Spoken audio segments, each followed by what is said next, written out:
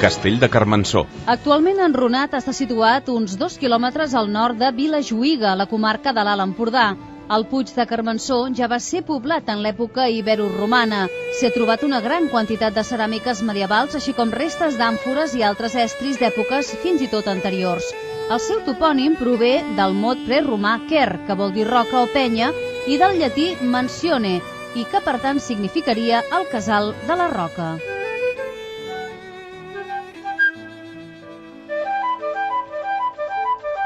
Fou possessió dels comtes d'Empúries. Pons I, que havia instal·lat l'arxiu diplomàtic del comtat en aquell castell, pel seu testament del 1078, va deixar el castell de Carmençó als seus fills Hug i Berenguer.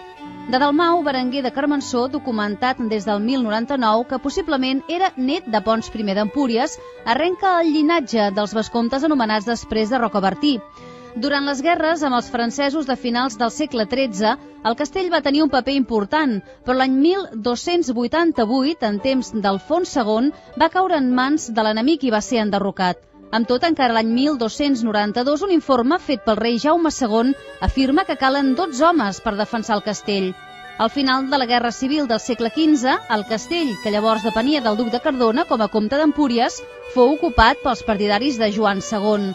El 1808 va ser restaurat per les forces napoleòniques que van fortificar la Torre de l'Homenatge.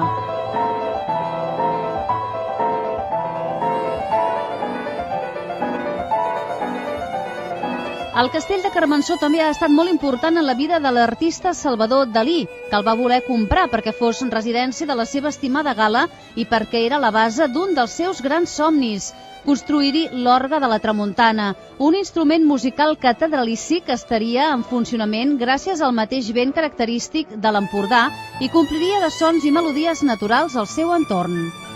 La llegenda.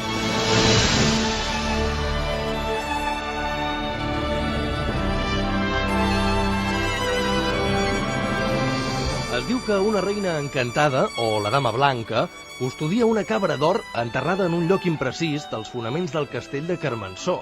Segons el mite indoeuropeu i arrià, la cabra d'or simbolitza el sol vital, pur i radiant, en la seva lluita contra les tenebres.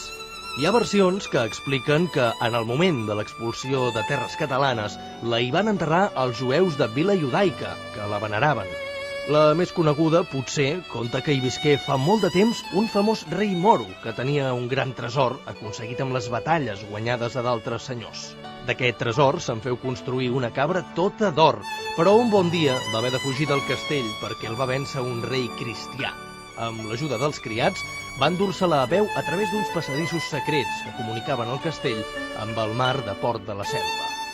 Diu la llegenda que el rei i la cabra d'or mai arribaren a mar i que quedaren atrapats en aquells passadissos. Altres llegendes diuen que eren una reina mora o unes serp encantades les encarregades de construir